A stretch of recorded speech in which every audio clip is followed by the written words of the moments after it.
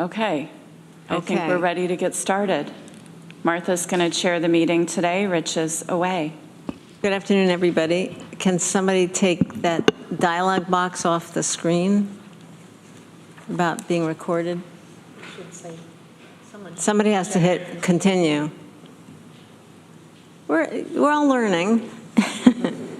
All right, welcome to the July 13th, it's the 14th, isn't it? July 14th meeting of the Tompkins County Development Corporation. We will start with TCDC today. Yes, I'm vice chair of the TCDC and the IDA, and Rich is away.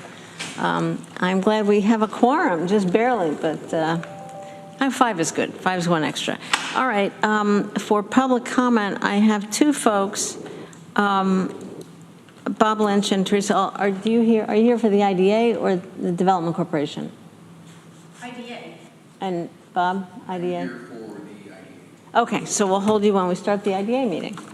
All right, thank you very much. Are there any changes to the agenda, Heather? No. Okay, great. So we do have one application here for a refinance with Kendall at Ithaca.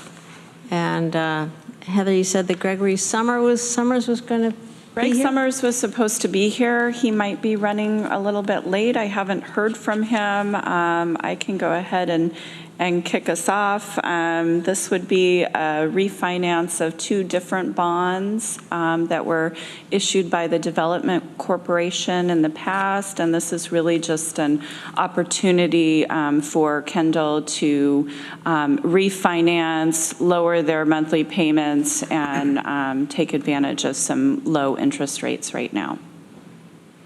And the bonds were originally issued for the expansion of the facility several years ago.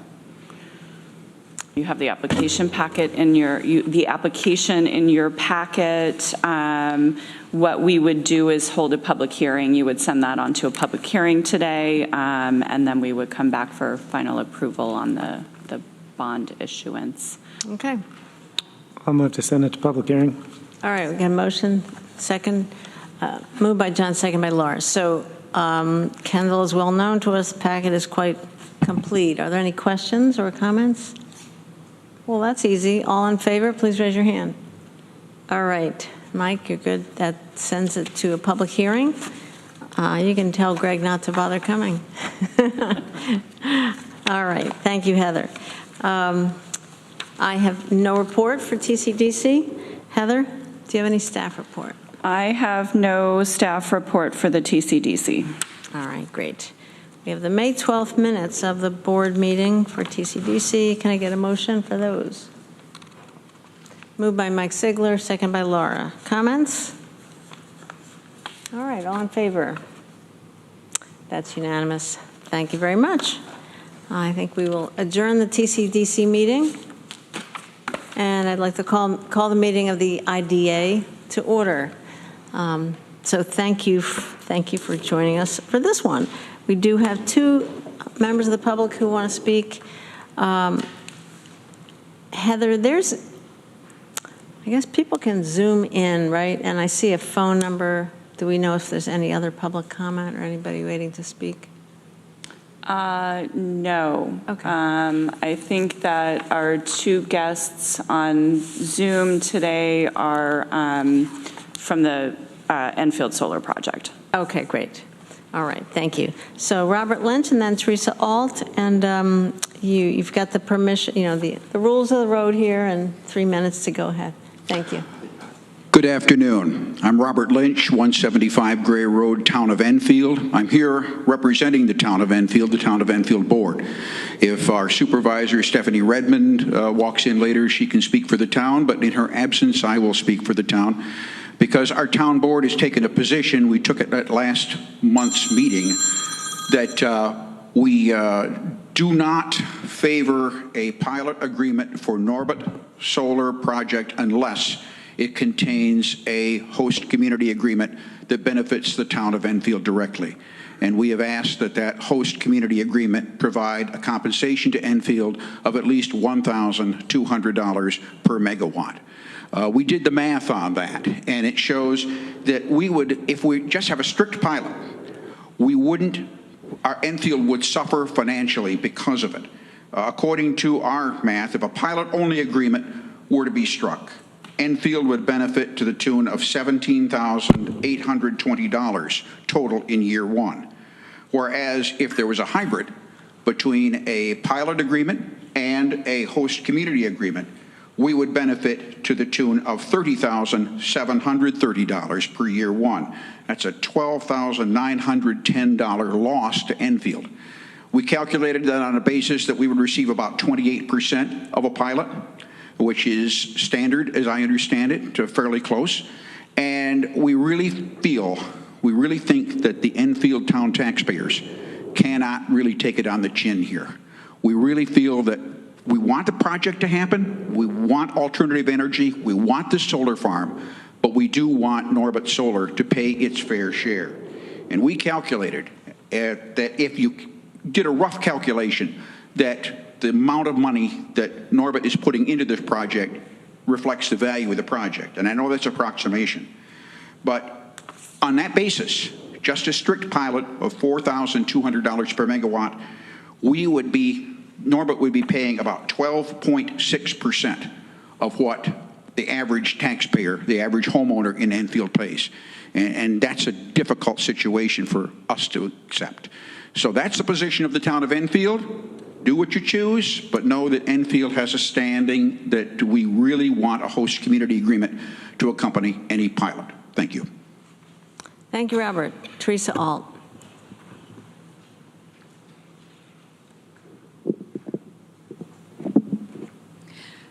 I'm Teresa Alt, 206 Eddy Street, City of Ithaca. As you know, I follow the IDA. You may not even know how often. I simply lurked on the live stream last year. So I was very aware, as confirmed in the minutes, that the IDA passed its workforce housing policy a year ago at its July meeting.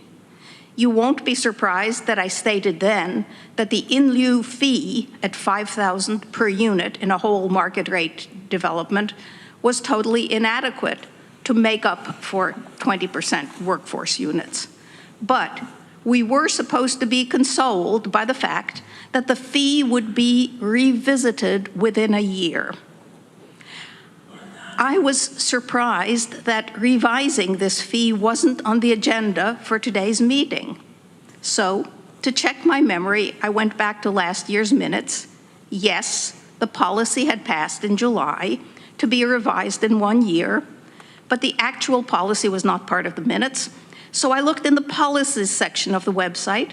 I found the workforce housing policy, but to my surprise, it was dated December of 2020.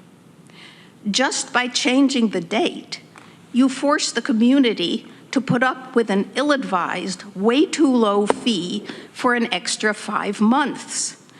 I'm sure you have an excuse, but I feel cheated. Oh, Teresa, I'm sorry. Whoever's in the other room, please mute yourself. I'm sorry, Teresa, go ahead and finish. Pardon? Go ahead and finish. I interrupted you. Oh, I'm sorry, I didn't finish? Just the last couple of sentences then, because Sure. I was distracted and then interrupted you. Okay. Well, I looked in the policy section of the website. I found the workforce housing policy. To my surprise, it was dated December 2020. Just by changing the date, you force the community to put up with an ill-advised, way too low fee for an extra 5 months. I'm sure you have an excuse, but I feel cheated. All right. Thank you very much, Teresa. Let me just say about that, I promise you, Teresa, it's not intentional whatsoever. I had been thinking that I did want to ask for a meeting of the Housing Committee and to consider that as well as, I'm sorry, Heather? That as well as the question of adding to the policy something about short-term rentals. So nobody was intending to, to skirt the revision, the review of the policy. We will get to it as soon as we can. Go ahead, Heather. I just wanted to clarify that the agreement was that we would revisit the policy 1 year after it was adopted.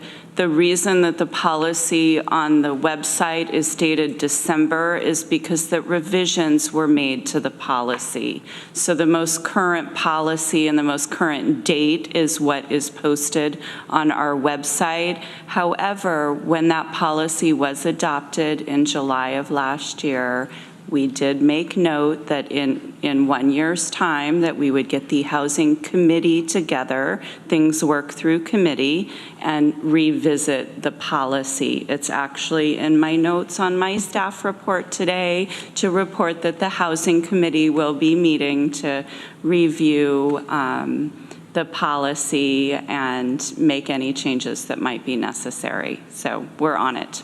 Okay, thank you very much, Heather. Thanks for explaining the date on the website. All right, are there any additions to the agenda?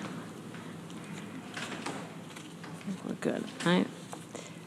All right, I guess not. All right, so we do have the review of Enfield Solar, and there. I believe we have with us via Zoom Barry Corrigan from Nixon Peabody and Dave Norbut from Norbut Solar. You have in your packet a letter that was received from the town of Enfield outlining what they would like to see in terms of support for this project. You also have an additional letter from the applicant that outlines, their financial ability to pay and where they might be able to fall in terms of the pilot. So for discussion today, the applications were part of the May meeting.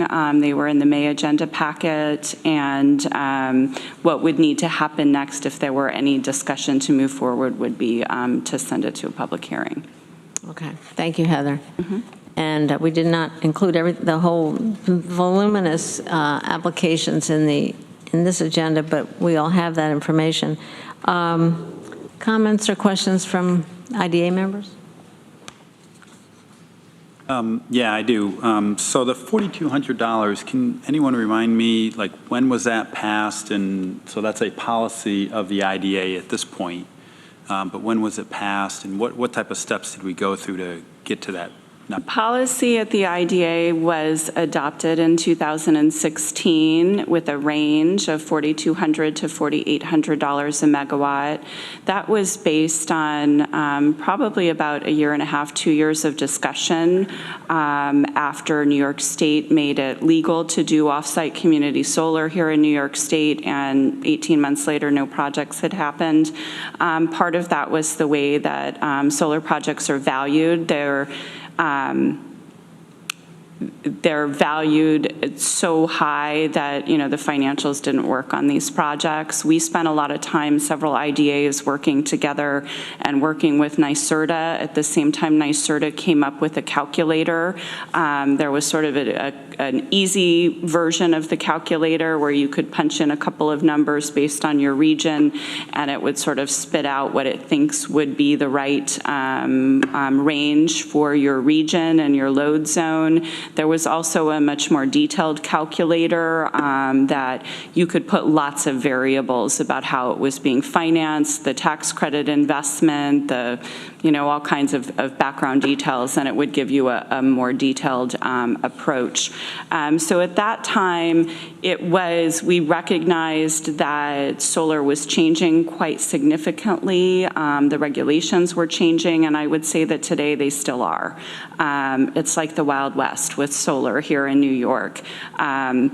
So we did establish a range, and that range really was to take into account the different financing structures, different financing models, but also the changes in the incentive levels that were offered by New York State. When New York State started providing incentives for off-site community solar, it was on a per megawatt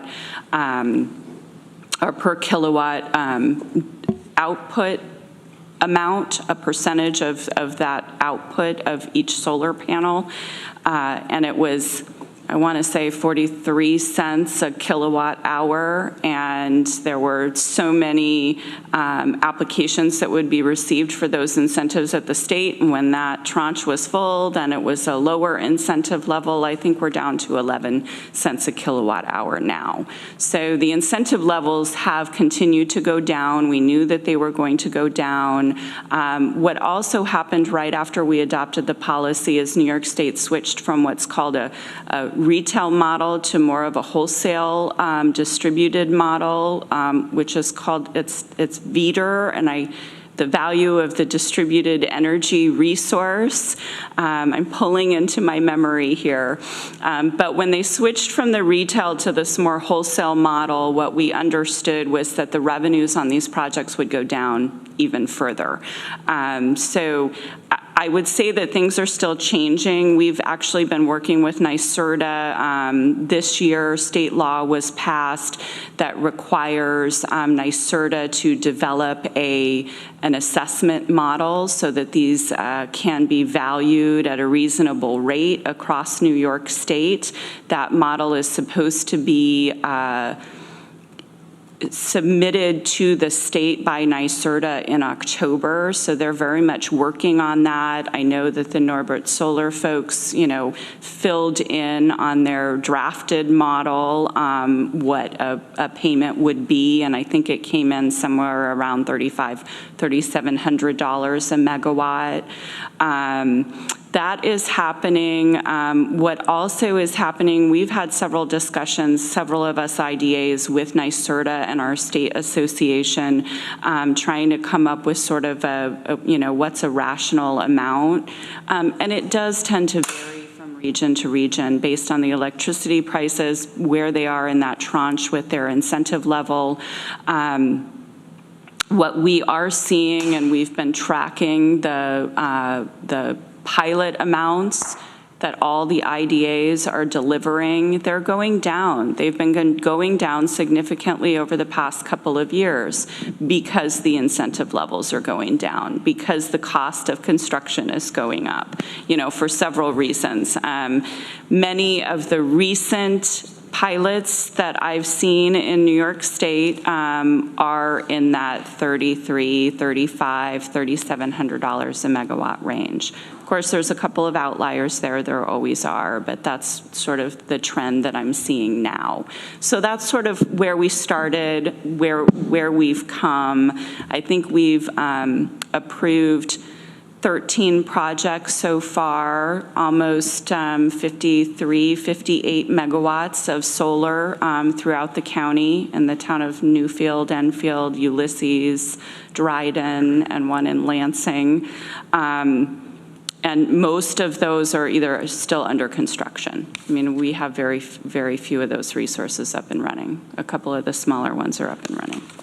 And the price has gone down a little bit. We did the first couple at, 4,800 a megawatt, and it's gone down a little bit from there.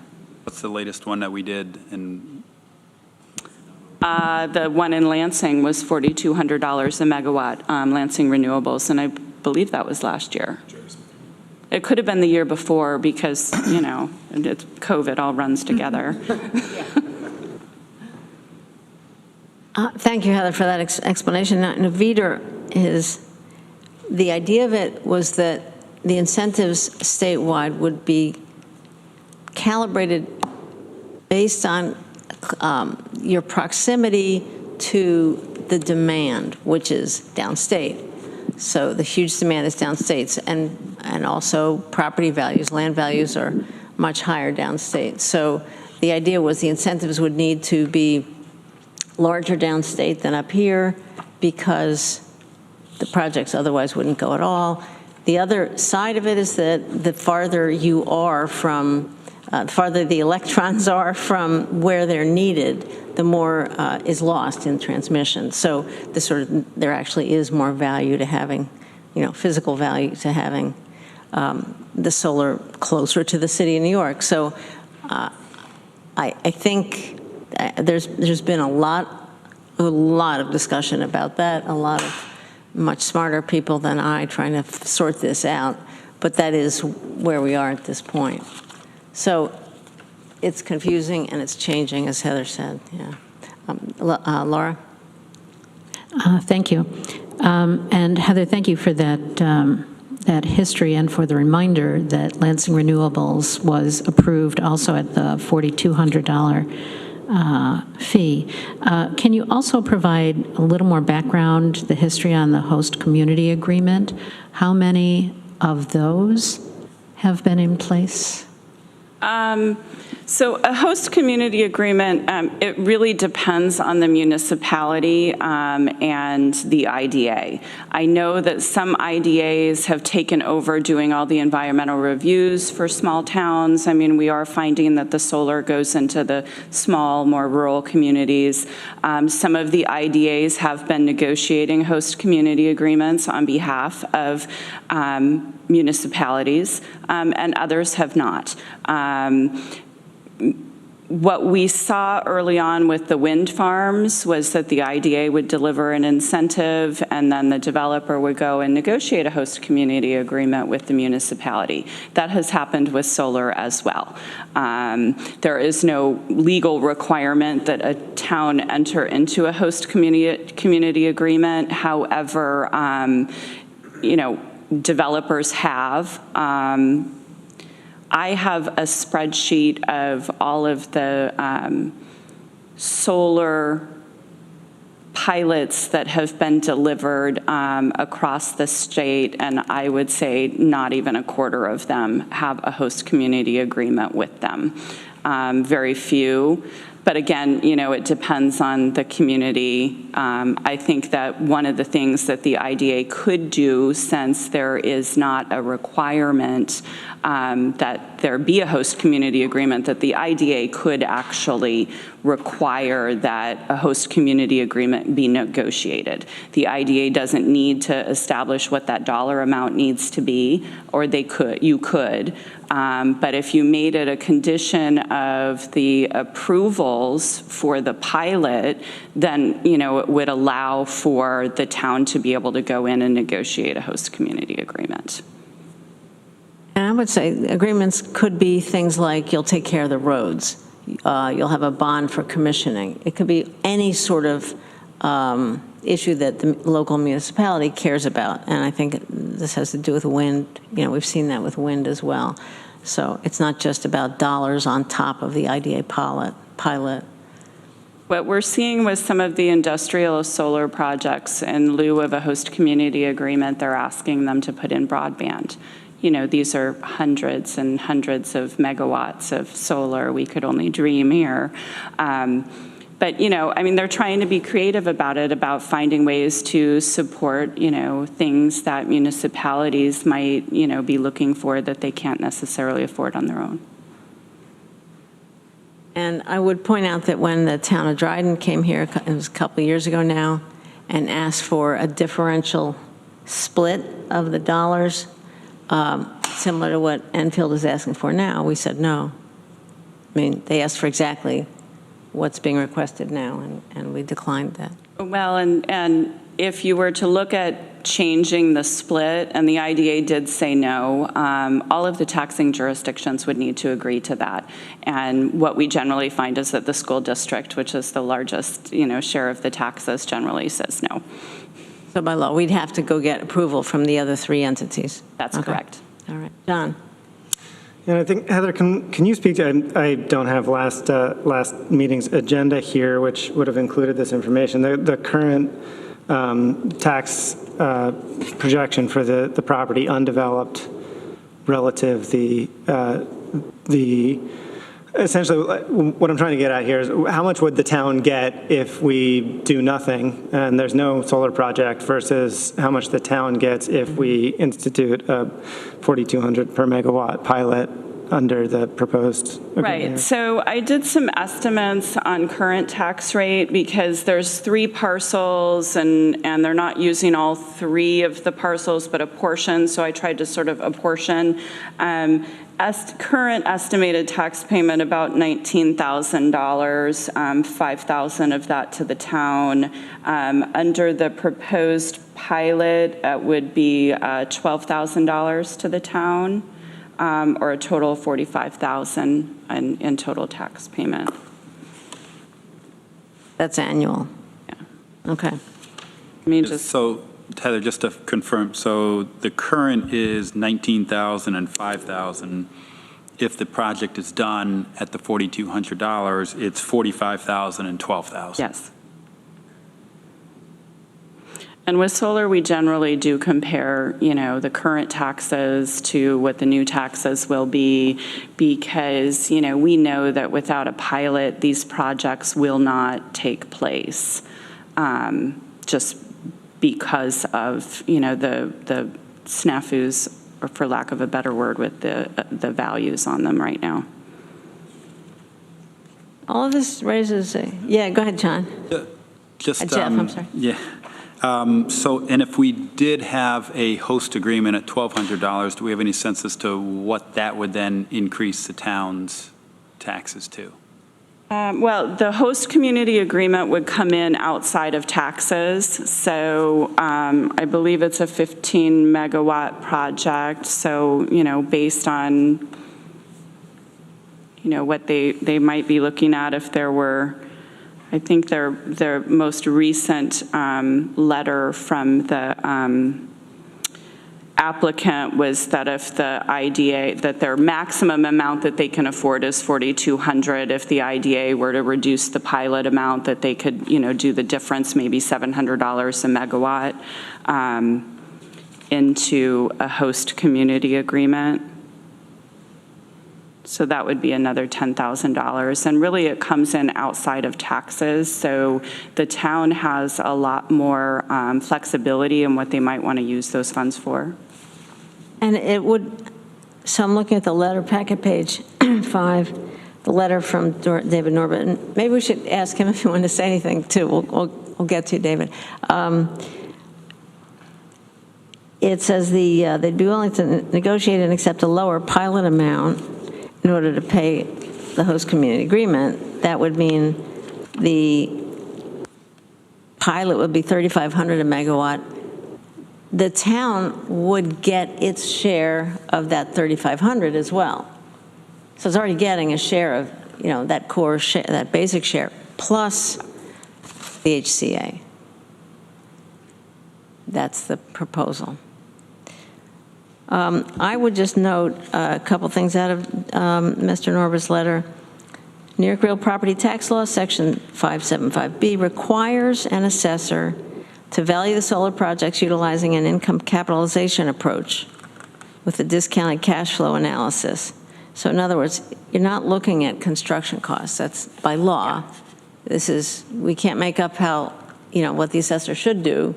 The assessor has laws that tell them what Yes, he so has they to do point out, Mr. Lynch's calculations about the cost of the project. The taxes would not be paid based on the cost of the project. The 585B is the new legislation that, NYSERDA has been tasked with coming up with this model and determining, what the right cap rate is and all of that. And I would also just make an editorial comment about the fact that NYSERDA has announced that no future incentives will be awarded. I don't know how they think they're going to meet their climate goals. I don't know. Magic. So, Mike? Oh, I mean, I'm just going to bring up a few issues I have, and they really don't have much to do with Norbit as a company or anything. It's, I think they plan on meeting their climate goals by using industrial solar, and that's why they're not going to do community solar anymore. That's the only thing I can assume, because to me, I'm looking at this and I'm like, okay, we are now again being asked to subsidize the state. So again, this doesn't have anything to do with Norbit. This has to do with the state. I mean, the state has decided not to do community solar anymore, it seems. I don't know. I assume you all know about the politics. So that was my first issue. My second is, I don't know if you know the politics of Enfield. To get the people together in a room is hard enough, and to actually get them all to agree on a letter, I think, is kind of a big deal. And they want it to go a certain way, and I respect that. I understand what they're saying. So my last thing is, I understand we may have done this before. I don't remember voting on a 4,200 for the Lansing project. I know that was Jerry Smith Road. I assume that's the one we're talking about. So I'd have to look back at the votes on that. But if that was a stiff departure from where we were before, I've got to imagine I talked about that then. My concern here is not about community solar, it's about industrial solar, and we're going to set a target range. And granted, we're not going to negotiate that, the state is, which is even more out of our hands. And if the state then can point to our local IDA and say, this is the number that the local IDA has set, that's the number they're probably going to use, because that's what people do, right? They take the easy number. Or they'll go, well, it was 42, but this is a bigger project, and it's going to be more tax money, so we'll go even lower. We're going to set ourselves at a lower target.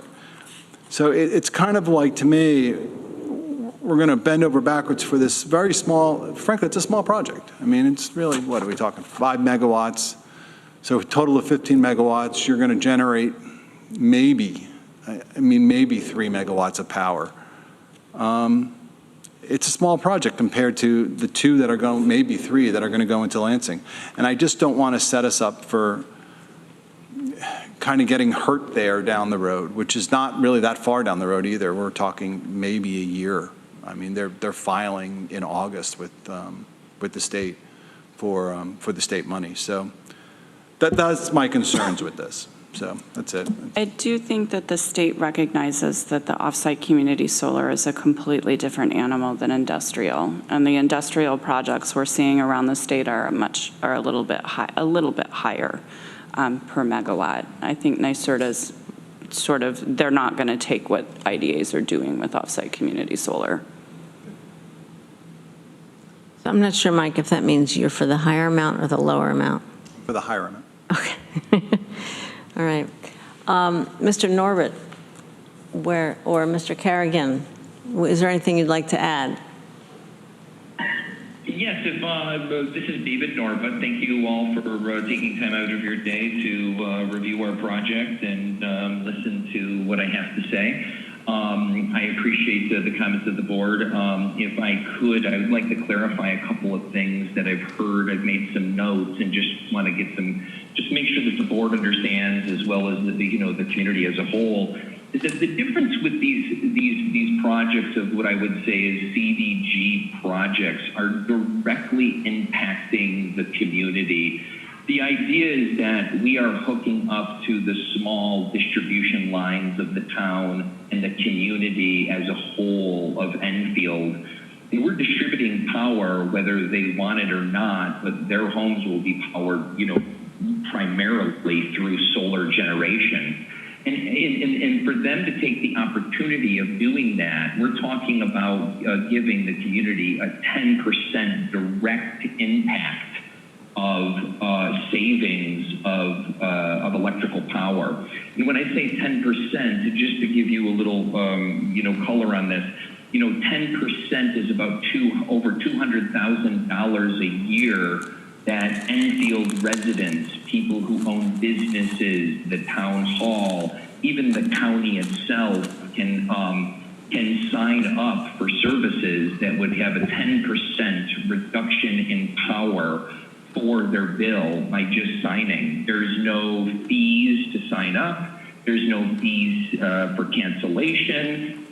It's governed by the Public Service Commission, that it is a 30-day in and out. There's no contracts that are required. So whether it's the guy who owns the business and spends $1,500 a month on his power bill, he can get a $150 reduction immediately if he signs up, to purchase power through this mechanism here. And the biggest difference in between a CDG project, the ones that we're proposing, and the ones what we consider is what we call mega farms, these mega farms that will be 500, 200 megawatts, those farms are not connecting to neighborhood lines, and they cannot give the community 10% reduction on their power bill, because those mega farms are not designed to give the community power. They're designed to offset large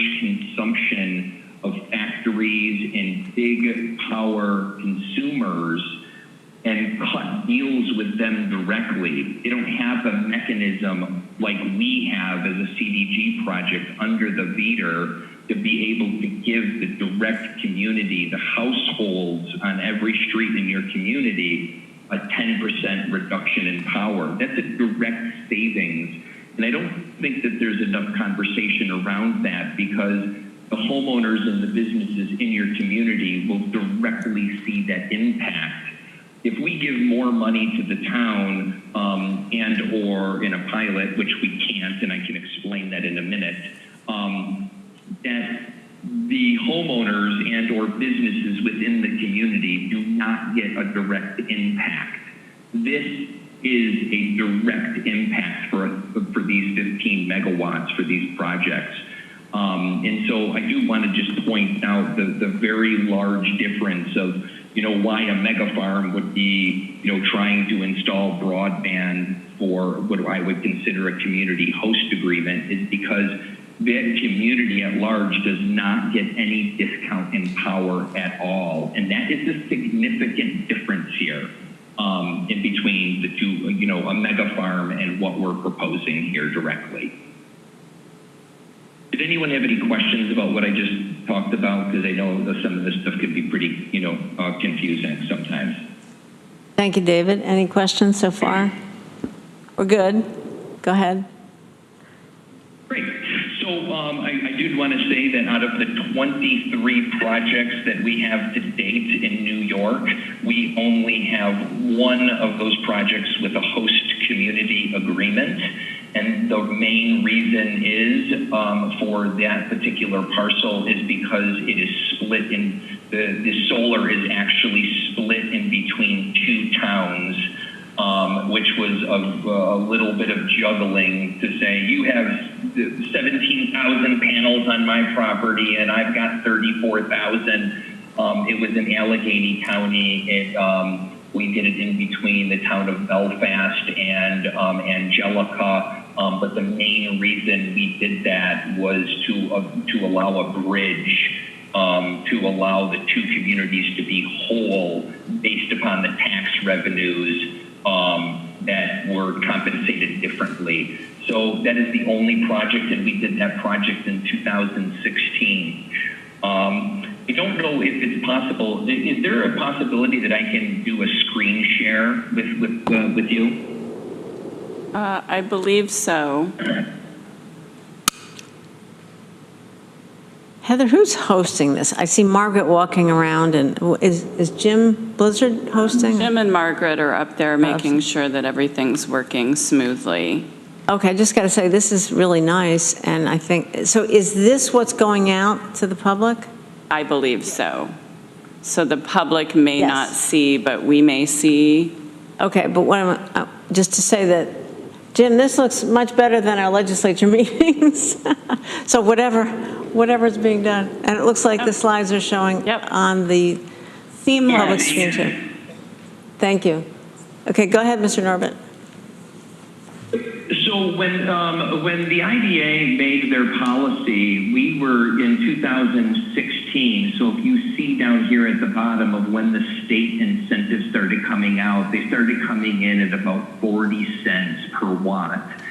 And there was a project, I don't know if the IDA approved it, but it was definitely approved. Bob Lynch talked about it in his letter, which was a Delaware River solar project that, was paying, I think, about $8,000 a megawatt. One of the main reasons that they could pay $8,000 a megawatt is because they were getting, this large incentives here. They ended up building the project around here is when they built the project. I'm sorry, are you using a cursor? Oh, there it is. Okay. Go ahead. Sorry. So there was a steep, as you can see, there was a steep decline here about 2017. And right here in this box right here is where what ended up happening was the development of sites and projects coming online kind of came to a screeching halt.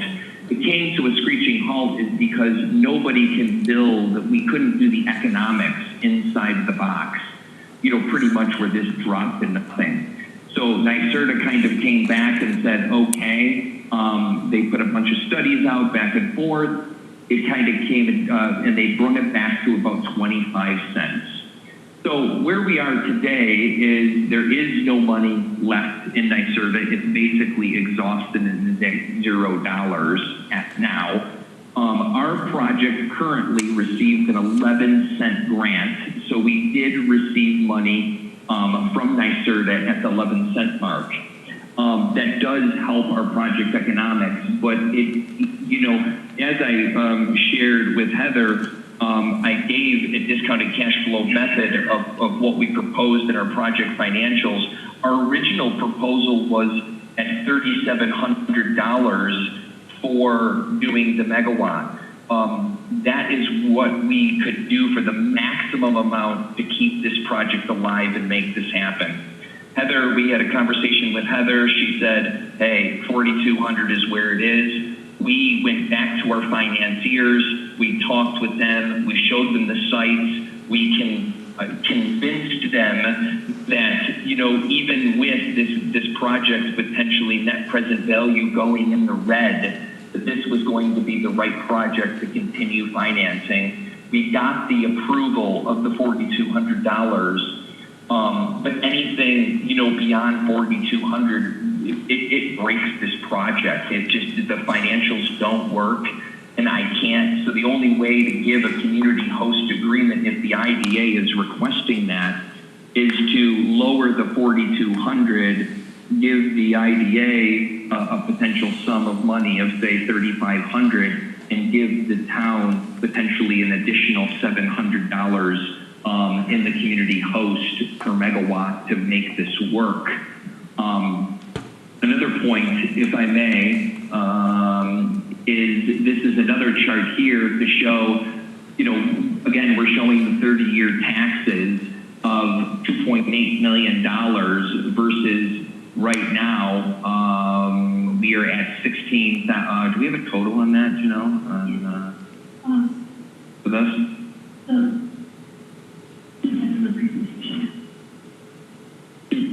Got it. So as far as the land is over 30 years, it's $460,000 versus our proposal with the pilot, the county, the town, and the school, as you can see, it's over $2 million over 30 years. The other thing I'd like to point out with this site is that we have, this is not an easy site. This is literally, we creatively fit these systems in here, but these are wetlands that are governed and we literally cannot do anything with. And as far as development is concerned, is very difficult to do any development with. So anyone to propose a larger development would have a really big problem with developing this site. And so this is the wetland map with the DEC that has been verified with the Army Corps of Engineers here. We fit the arrays up and in, and actually what we were trying to do is push it back so that we still allowed some future development to happen in the front. And we all know from, you know, doing development and construction that, you know, the most valuable land is not in the back, it's in the front, in the road frontage, to help with tax bases and also to help with other development. So we were sensitive to that when thinking about this project. It would have been cheaper for us to potentially bring this project right up to the front with a very minimal setback. But we did this in thinking that over long-term development, this is the property here that is going to have the development value, not this property that's littered with wetlands. This is a very challenging site here in Enfield too. This is not a prime development parcel here. So we've really worked hard to really optimize this site over the future, you know, in the coming years. Okay. The last point is that, my last point is the pricing zone here. This is where we are in Zone C and NYSEG. We are at a 0.069 cents of compensation versus a potential national grid of about 8 cents, almost 9 cents of compensation. So just wanted to bring that too. I appreciate your time, and if there's any questions. Thank you very much for the additional information, Mr. Norbert. Any questions, folks? I Heather. just wanted to apologize Jeff, when I was giving you the numbers about the pilot payments, I pulled up my spreadsheet from their original application. They were requesting $3,000 a megawatt. So bear with me here. It's still, the vacant land, our estimated total tax payment, $19,000, town taxes, $5,000. If they were to pay at $4,200 a megawatt, that would be a total payment of $63,000 in year one, 2% escalator every year, $63,000, and the town share would be $16,800. If they were to pay at the $3,700 a megawatt, was it 37 or 32? 3, 4, 5, 6. Well, if they did at $3,700 a megawatt, it would be $55,500 in total tax payment in year one, and the town would get $14,800. So those are sort of, just to compare the differences there. Now we get $14,800 plus their $10,000 a year in HCA. Right. Okay.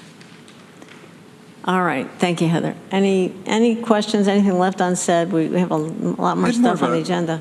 Just how much does this array? When we talk megawatts? This is rated at 15 megawatts. And I get it's going to produce less, but say it's full out, it's July, it's producing as much as it can, it's producing 15 megawatts. I mean, that's 15 megawatts per what?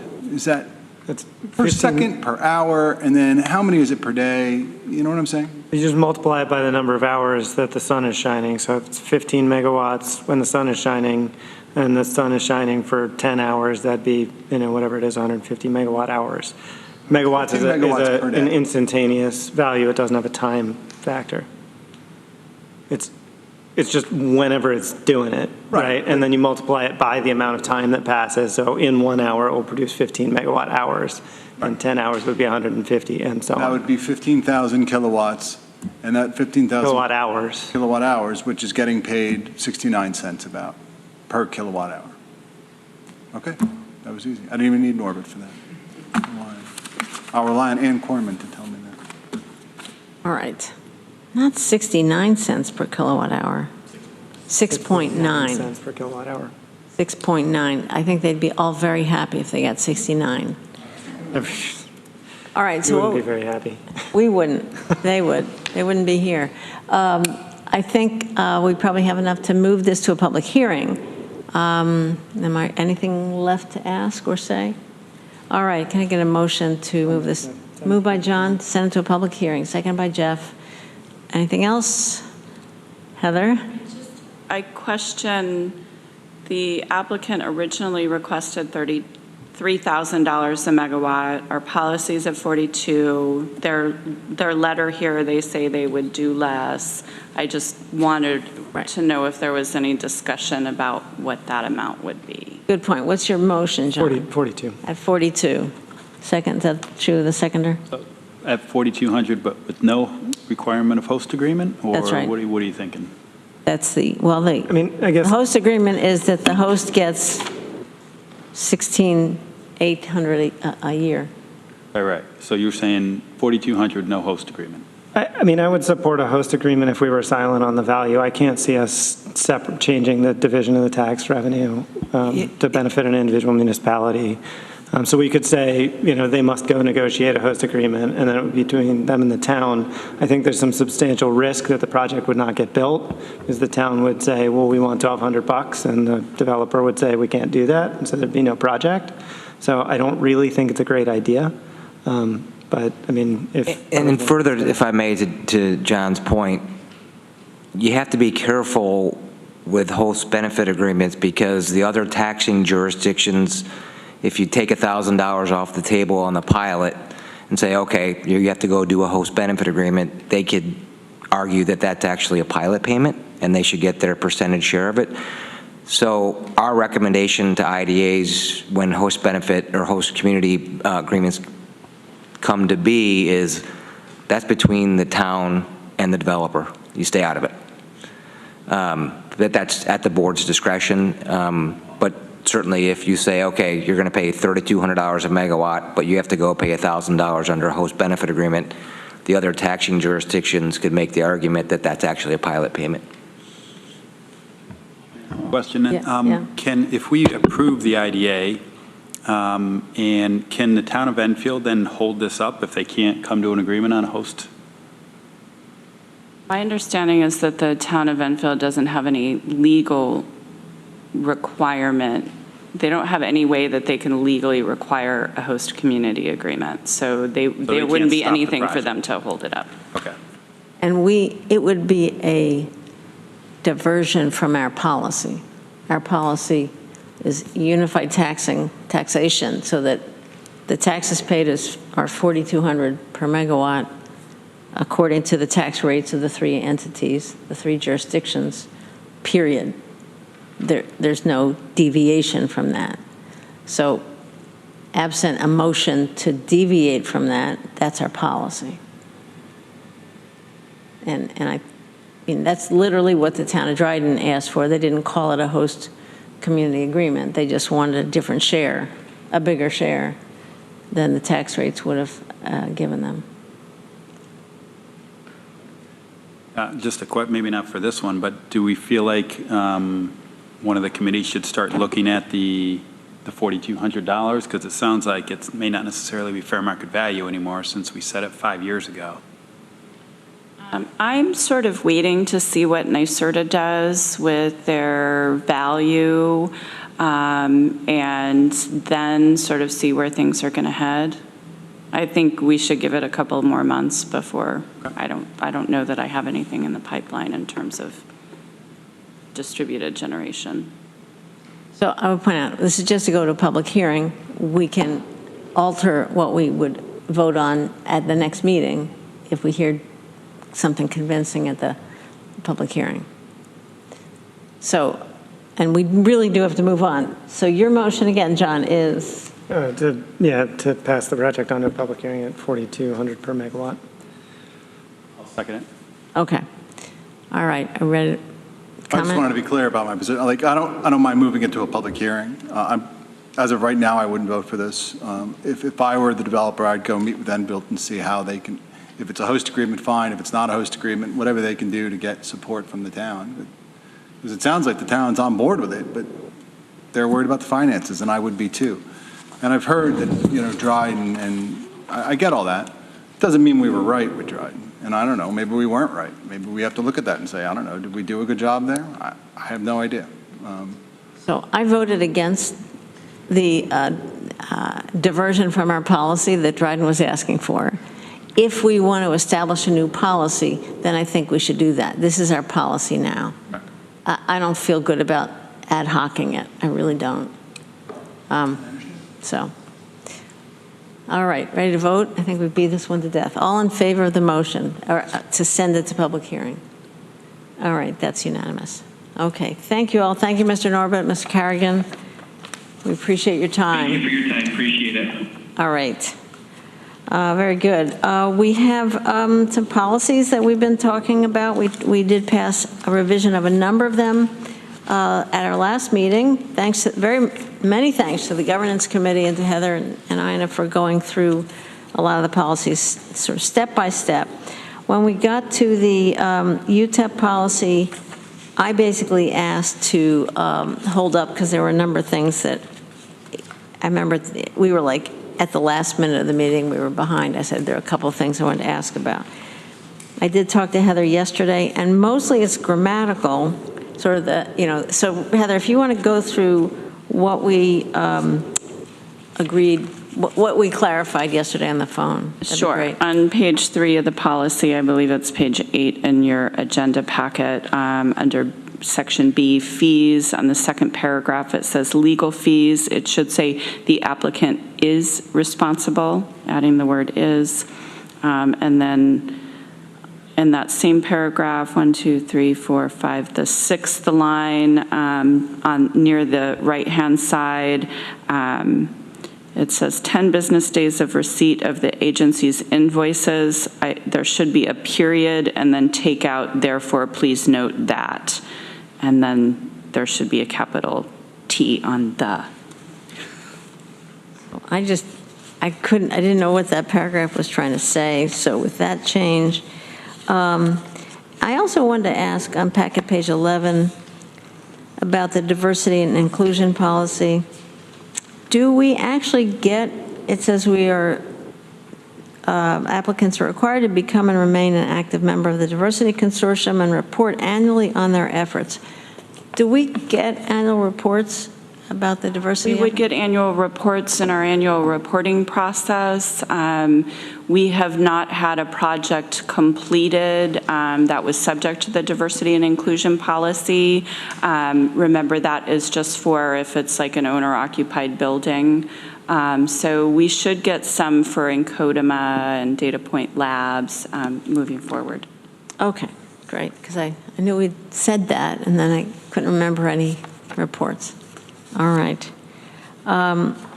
Is there anything else? Does anybody have other comments or questions about the policies? John? I mean, we've talked a bunch about the question of, transferring incentives at a sale, and it sounds like our policy now is that they are not transferable. Is that, this is new language. This is new language, and this comes from the meeting of the governance committee. In the leaseback, and the pilot agreements, it is always said that they're not transferable, that the IDA has to approve a transfer of an incentive to another entity, and that is what has always happened. Yeah, that's exactly in the right. past, would always happen in the future. However, the governance committee felt strongly that there should be some language in the UTEP that sort of says that. So it's not a new policy per se, it just sort of brings it to the forefront where applicants can. Yeah, the contractual obligation for any applicant, if they want to transfer the property and continue the benefits, unless it's to a related party, requires the consent of the IDA board. So this doesn't change anything. So that's just spelled out. It's middle of packet, page 12. Yes. Still need to have a discussion about what happens at the sale, if that's something we want to consider for going forward, right? I mean, that's something that's come up a few times, apropos the city center sale and others. So in other words, it's not prohibited to have a transfer, but this specifies that the IDA has to decide it, considering. Well, there are a couple things that John points out. So if a project that is received or is receiving pilot and other benefits is wanting to transfer the project and have the transferee continue to operate it, the board has to approve the pilot continuing. If a project mothballs and moves to North Carolina, you have the right to recapture. If you don't like the party that's coming in for a project that's being transferred, the property goes back on the tax rolls and becomes subject to full taxation. So there's too many facts, I think, fact patterns, if you will, to put into a policy. It's going to be case-by-case determination.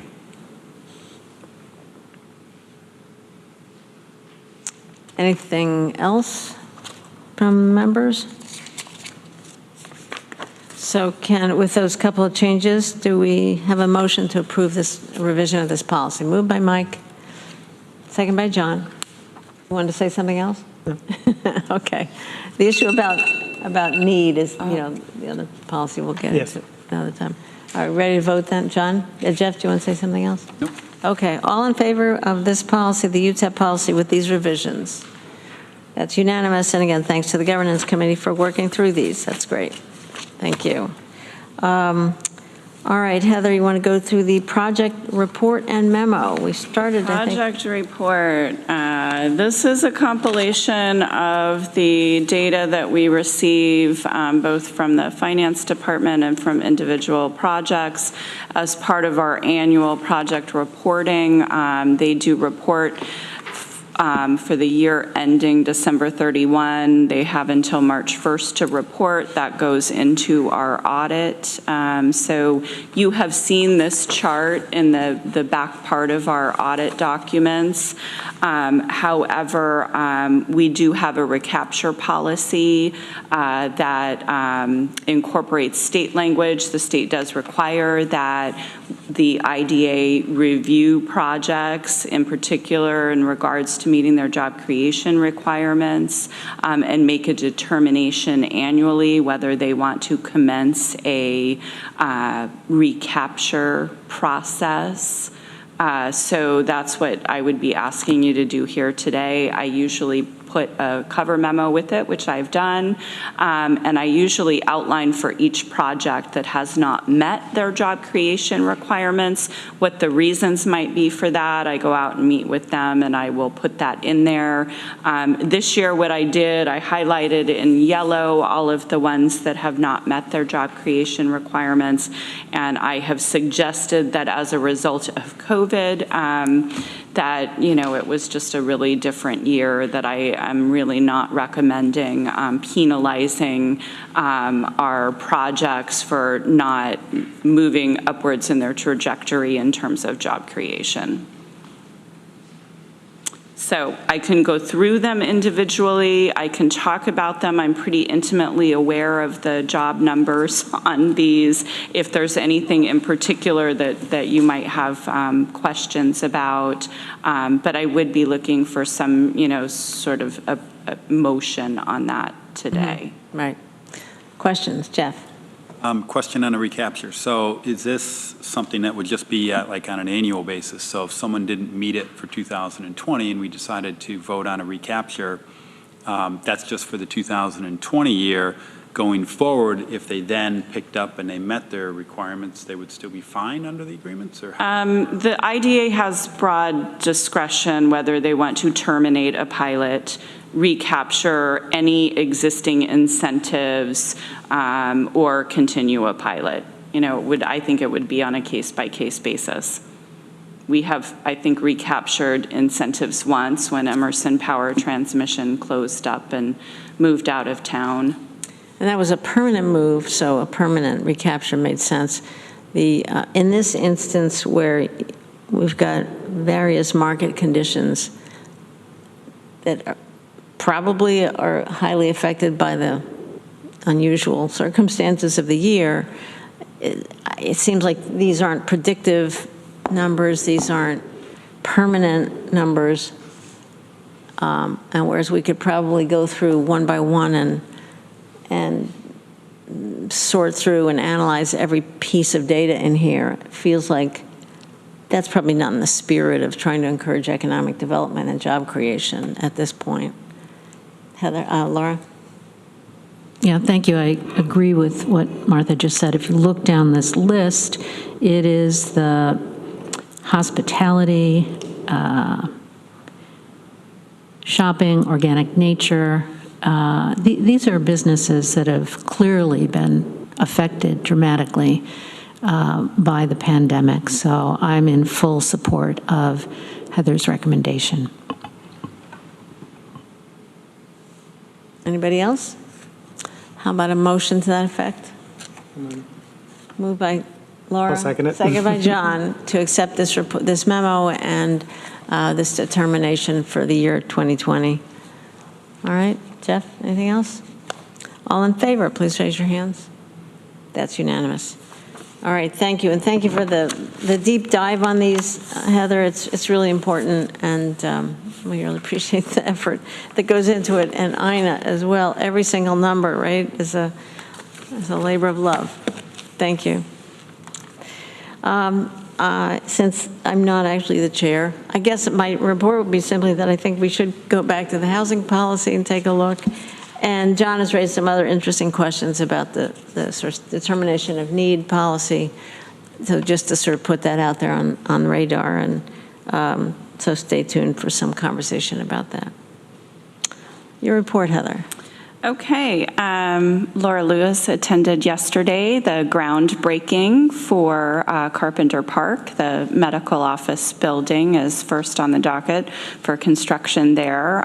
So that project has started in earnest. I have some other good news on Library Place. Financing has been secured, financing has closed. They are have rebid the project. It is getting ready to tee up for construction. I heard rumor today that it might be next week. My guess is August. But here in the coming weeks, I think we'll start to see some activity over at Library Place. We did close on the Asteri project. We are getting ready to close on the sales tax portion of the Ithacan. The mortgage and pilot will follow in a couple of weeks. So that has taken place, and then I was going to report that we would be getting the Housing Committee together to review the housing policy. The construction labor policy we have been working on. We have sort of final touches to put on a draft, and then we'll be getting the committee together again to look at it and likely distribute to developers for some comment and general contractors for some comment as well. So working on that. That's my report. Oh, and I should say that the Office of the State Comptroller is working on their audit of the IDA. They did spend about a day in our offices a couple of weeks ago, had a couple of questions, but overall they were extremely complimentary of the amount of information and the ease of finding it on our website. And, you know, really it was a very pleasant experience. Good. That's great. Thank you for all the good news, Heather. Any questions? Laura. Not a question, but I don't think I said this at our last meeting. I'm not sure when the annual meeting events took place, but I just want to commend Heather and staff for very creatively pulling us together to celebrate the work of the organization and to do it at some of the sites, at the locations. It was wonderful to go and see the businesses that are thriving, in large part as a result of the support of this organization, so kudos.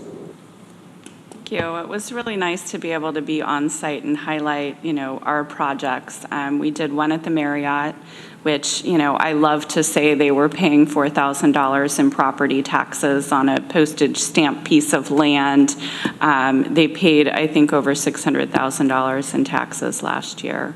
So, you know, even though their job numbers fell from 75 to 38 last year, you know, they have struggled. But, you know, the good news is that we've got a really anchor downtown hotel. Mm-hmm.